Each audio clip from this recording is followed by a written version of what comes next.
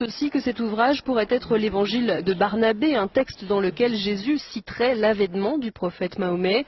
Quoi qu'il en soit, le manuscrit a été placé sous haute protection. Il serait estimé à plus de 17 millions d'euros. Cette Bible soutient que Jésus n'a pas été crucifié, le Vatican est sidéré. Cette Bible a été découverte et gardée secrète en 2000 et contient l'évangile de Barnabé, un disciple du Christ, qui soutient que Jésus n'a pas été crucifié, qu'il n'était pas le Fils de Dieu, mais bien un prophète.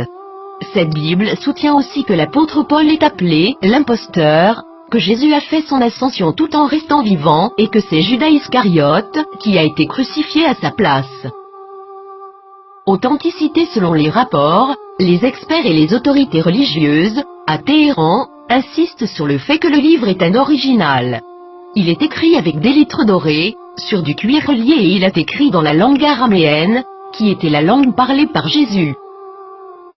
Le texte principal maintient une vision similaire à celle de l'islam, contredisant les enseignements du Nouveau Testament de la chrétienté. Jésus a aussi prédit la venue du prophète Mahomet, qui a fondé l'islam, 700 ans plus tard. Plusieurs croient que, durant le concile de Nicée, l'Église catholique a choisi la forme qu'aurait la Bible, omettant l'évangile de Barnabé, parmi d'autres, et favorisant les 4 évangiles que nous connaissons aujourd'hui.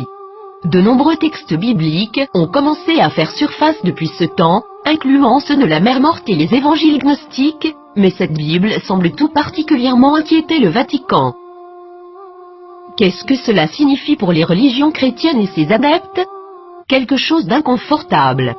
Le Vatican a demandé aux autorités turques de pouvoir examiner le contenu du livre. Maintenant que ce livre a été découvert, accepteront-ils cette preuve? La nieront-ils? L'appelleront-ils un mensonge musulman, comme l'a fait le magazine Truth en 2000?